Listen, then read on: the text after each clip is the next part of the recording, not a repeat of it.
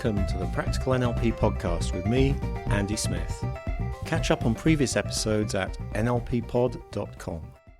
So, in the last podcast, you elicited a list of values. But some values will be more important to your client, or more important to you if they're your values, than others. The most important values will be the ones that have the most say in how they use their time. So the next step in clarifying their priorities for their chosen area will be to discover their values hierarchy. Again, I'm going to give you the instructions as if you were working with a coaching client, since that's how you'll probably want to use the process in future.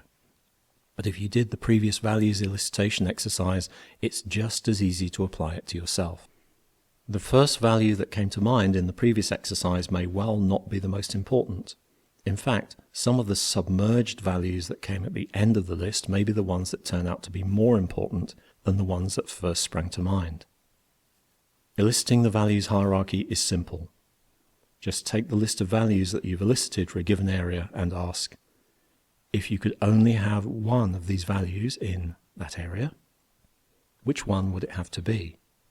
When the client has identified that value, write the number 1 next to it and ask, if you could only have one more, which one would it be?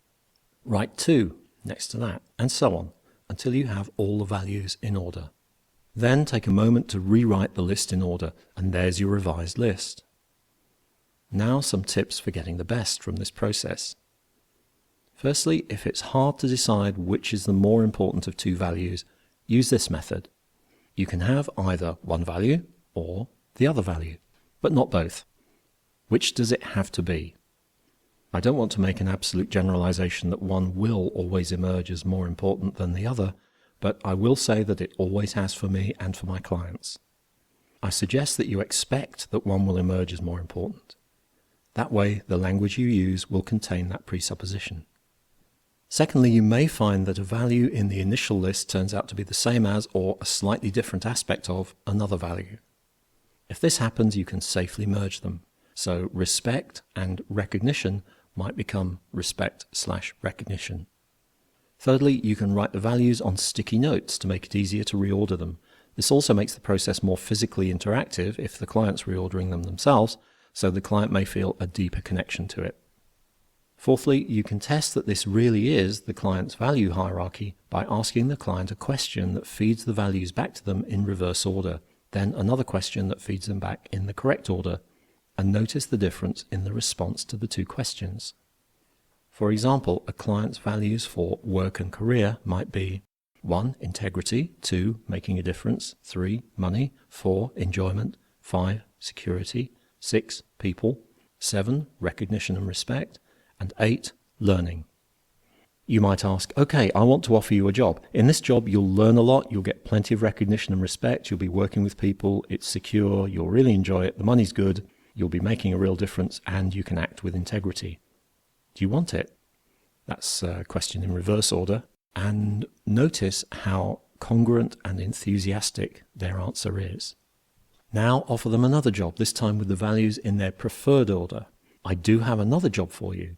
In this one, you can act with integrity, you'll be making a real difference, the money's good, you'll really enjoy it, it's secure, you'll be working with people, you'll get plenty of recognition and respect, and you'll learn a lot. Now, do you want that one?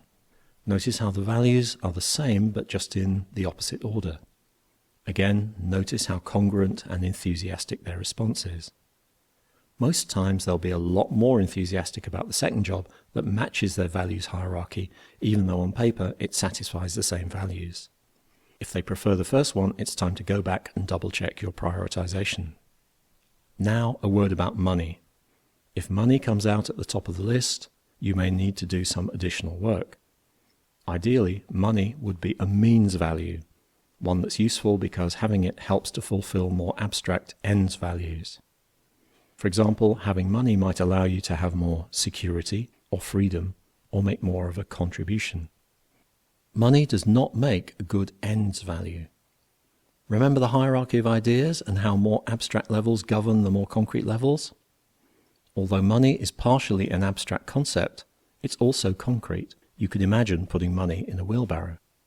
It's insufficiently abstract to be the most important value.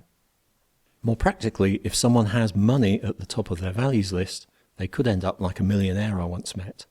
He'd made a pile of cash, but he told me it meant nothing to him, and he was constantly wondering what it was all for. It's worth noting that your priorities can change.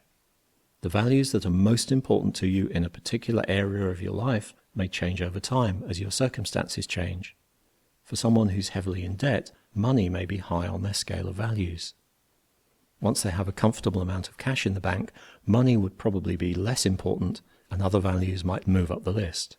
The values hierarchy that you've just elicited is a snapshot of where you are at this point in time.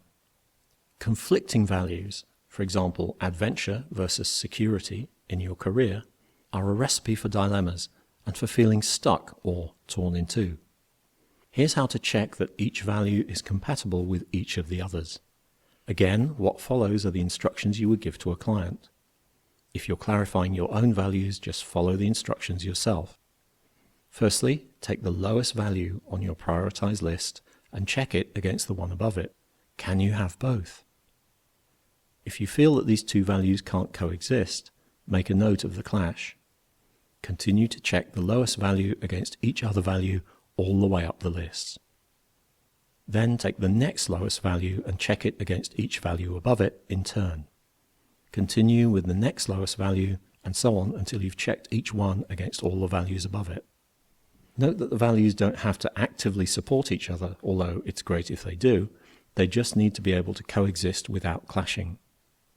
What if the client feels there's a potential clash, for example, between enjoyment and money?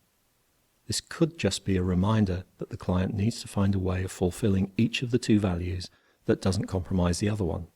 Or it could indicate a head-on clash between the two values which needs to be resolved. If you remember the parts integration process from earlier on in the podcast series, you can help them resolve it.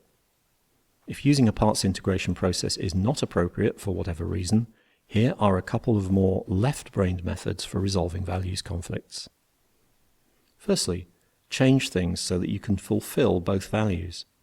What is it about your current situation that means you can't satisfy both values at the same time? Ask yourself what would have to happen to make it possible to satisfy both values at the same time. Then make it happen. Secondly, you could look for the common higher value in both. Take one of the clashing values and ask yourself, if I have that value fully, what would that give me that's even more important than that? This should give you a higher value. Continue to ask the same question until you can't get any higher. Then do the same thing with the other value. You may find that the two original values have higher values which are the same, or at least more compatible. That's it for this week's podcast. Remember, you can see the show notes for this episode at nlppod.com, and you can download back episodes you may have missed from the online store at webstore.nlppod.com. See you next time.